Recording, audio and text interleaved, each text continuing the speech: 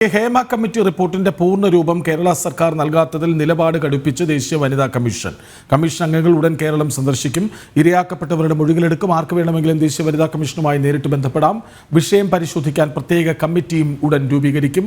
മൊഴികളുടെ അടിസ്ഥാനത്തിൽ തുടർ നടപടി സ്വീകരിക്കുമെന്നും ദേശീയ വനിതാ കമ്മീഷൻ പറയുന്നു. വിവരങ്ങളുമായി നന്ദഗോപനൊപ്പം ചേരുന്നു. നന്ദഗോപൻ, പറയൂ.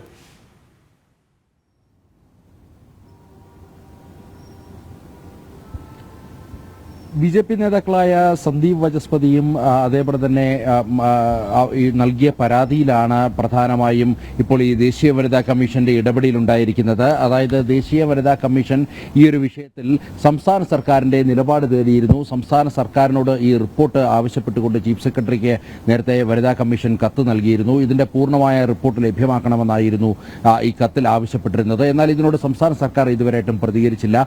ഇത്ര നാളായിട്ടും മറ്റ് പ്രതികരണങ്ങളൊന്നും കാണാത്ത ഒരവസ്ഥയിലാണ് ഈ വിഷയത്തിൽ നേരിട്ട് ഇടപെടുവാൻ വേണ്ടി ദേശീയ വനിതാ കമ്മീഷൻ തീരുമാനിച്ചിരിക്കുന്നത്. വനിതാ കമ്മീഷന്റെ അംഗങ്ങൾ കേരളത്തിൽ സന്ദർശനം നടത്തും. ഈ റിപ്പോർട്ടുമായി ബന്ധപ്പെട്ട കാര്യങ്ങൾ വീണ്ടും സംസ്ഥാന സർക്കാരിനോട് ആരായും. ഇതിനൊപ്പം തന്നെ ഈ ഹേമ കമ്മിറ്റി റിപ്പോർട്ടിൽ അല്ലെങ്കിൽ ജസ്റ്റിസ് ഹേമയ്ക്ക് മുന്നിൽ മൊഴി നൽകിയവർക്ക് വനിതാ കമ്മീഷന് മുന്നിൽ മൊഴി നൽകുവാനുള്ള സാധ്യതകളും തേടുന്നുണ്ട്. മാത്രമല്ല അതിനുള്ള അവസരങ്ങൾ ഒരുക്കുന്നുള്ളതാണ്.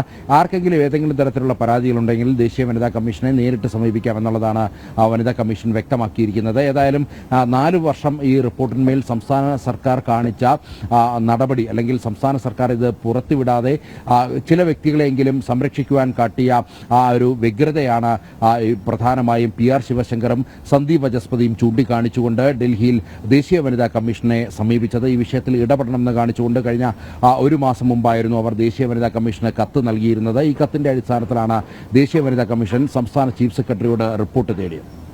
ശരി.